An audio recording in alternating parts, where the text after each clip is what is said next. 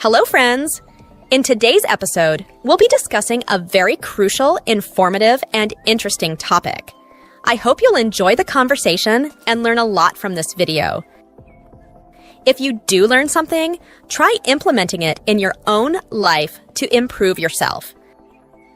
Plus, by improving your English, you'll also gain some knowledge. I promise that you won't be disappointed if you stick around till the end. Before we begin, let me ask you a question. Which social media platform do you use the most? Which one do you think is the best? Feel free to share your thoughts in the comments below. What's the mean, dark side of social media? Well, social media can have negative effects on our mental health and well-being. For example, constant comparison with others, cyberbullying, and addiction are some of the dark sides of social media. Hi, Tom. It's been a while since we last saw each other. You look tired. Are you feeling okay? Hey, Daisy. Yeah, I've been feeling a bit weak lately.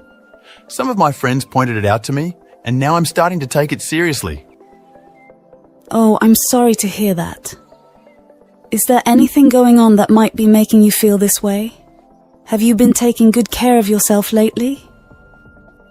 I'm feeling a bit lost lately. I've been spending most of my time at home and not doing much physical activity like I used to. It's making me feel a little down, you know? I understand your situation, and I'm here to help. I recommend taking a break from online video games and limiting your social media use to the extent possible. Additionally, consider taking a short walk outside to refresh your mind and improve your mood. These simple steps can have a significant impact on your overall well-being. Wow, great tips. Hey, Daisy, don't you use social media or play video games? I don't like to play games online. How about you?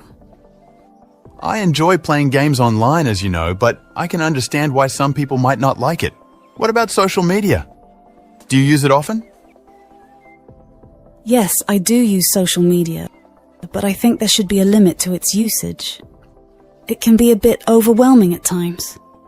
When something is overwhelming, it means it feels like too much or too intense. Imagine trying to carry a huge pile of books all at once.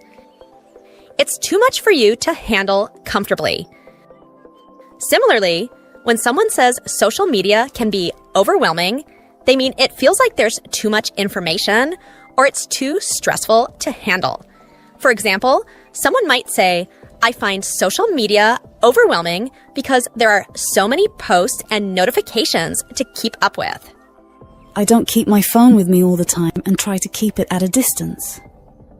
I completely understand. It's important to find a healthy balance in everything we do, especially when it comes to social media. I never felt that I was wasting my valuable time from my life. Yeah, it's definitely a serious problem. Nobody talks openly on this topic. Now you tell me how much time to spend on social media every day. I don't really count how much time I spend on social media, but if I had to guess, I'd say I spend about 4 to 5 hours on it each day. How about you, Daisy?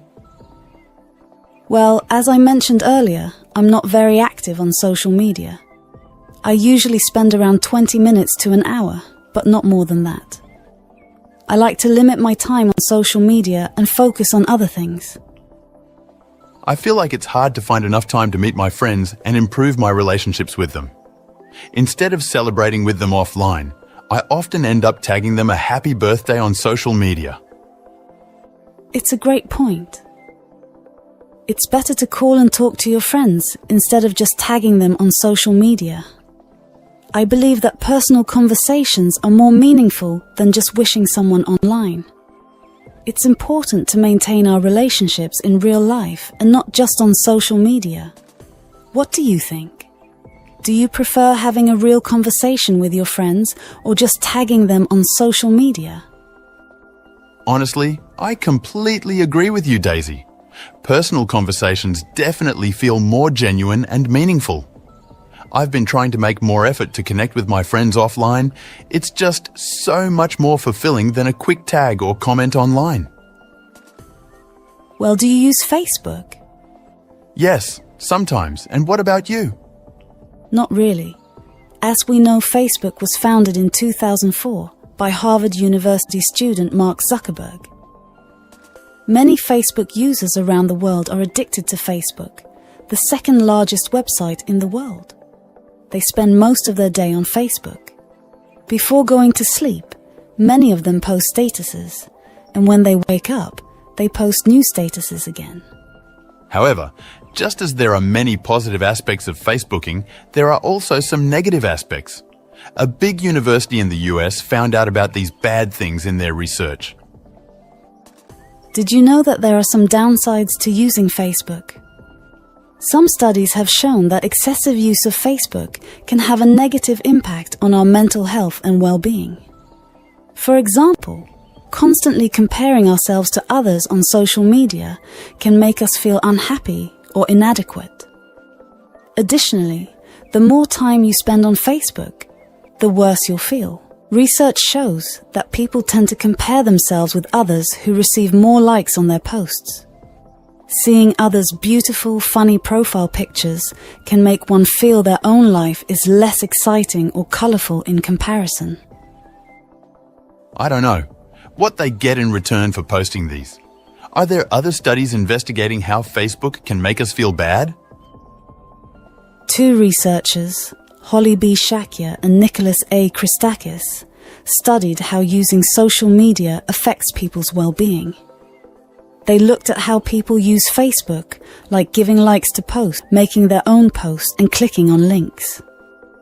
The researchers also asked people to name 4 friends they talk to about important things and 4 friends they hang out with. They collected this information for 2 years to see how social media affects people's well-being over time.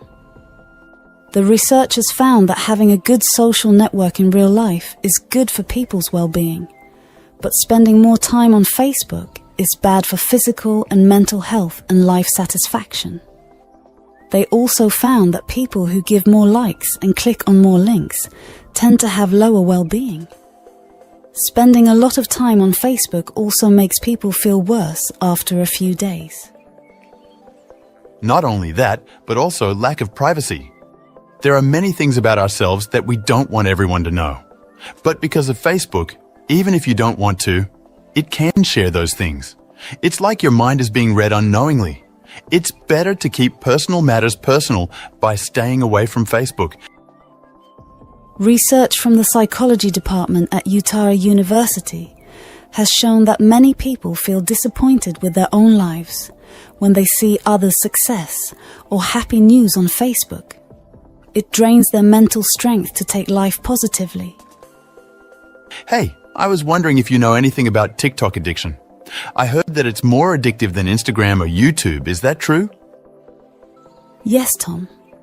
There have been some studies that show that TikTok can be more addictive than other social media platforms like Instagram or YouTube.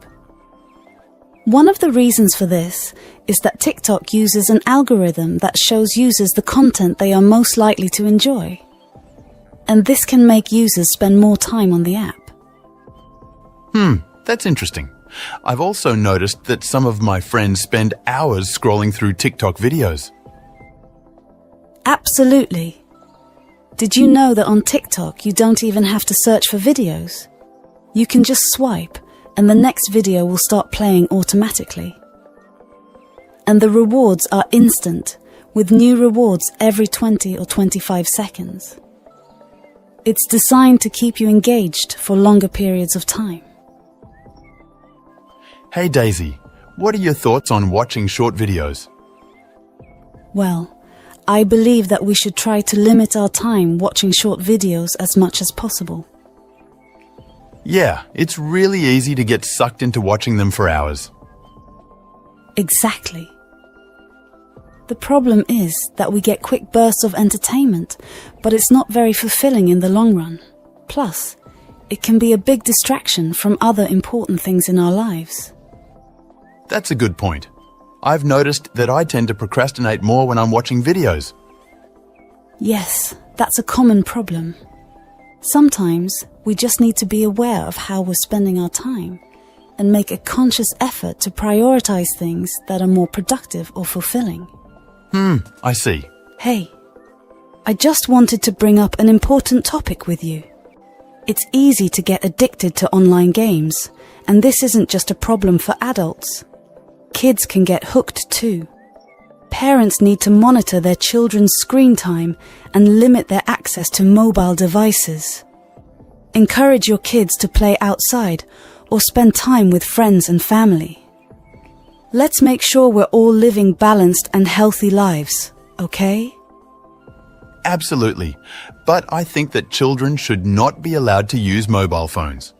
I believe that mobile phones can distract children from their studies and affect their overall growth and development.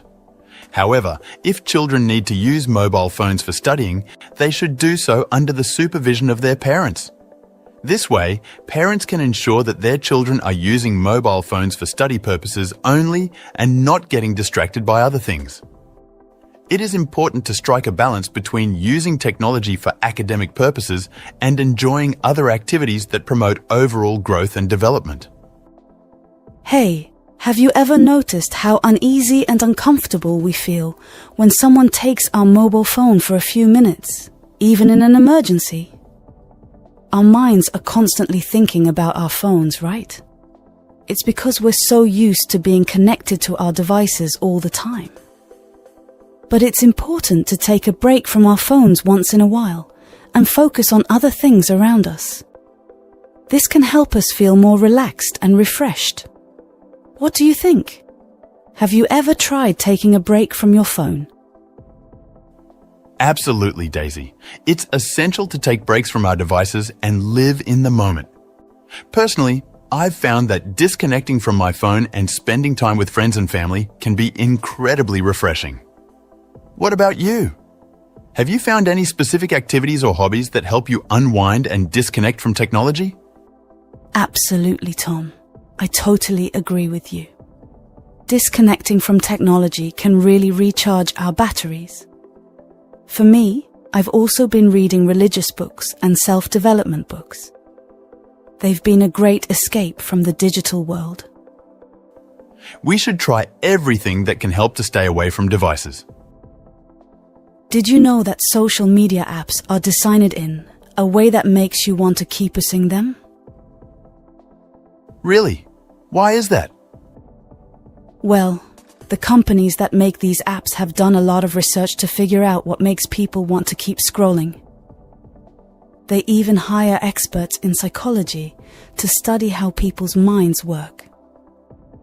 That's interesting. So, what kind of things do they do to keep people using the apps? Everything from the colors they use to the way the buttons are arranged on the screen. They know how to make the app look and feel addictive so that people want to keep using it. And they pay these experts a lot of money to do it. What tips would you suggest to help people avoid falling into the trap of social media? To overcome social media addiction, one of the ways is to uninstall the apps from your phone. The reason behind it is easy accessibility. If you want to break the addiction cycle, you need to reduce the ease of access. Nowadays, it's effortless to access social media platforms like Facebook. You just need to unlock your phone and tap on the app icon. So, what can we do to limit our usage?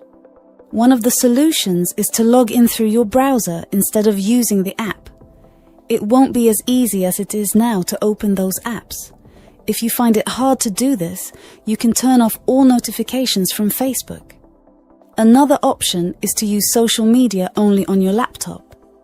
This can also help you reduce your social media usage. Let's go over your essay. What's the title you chose? It's the importance of cultural diversity in society.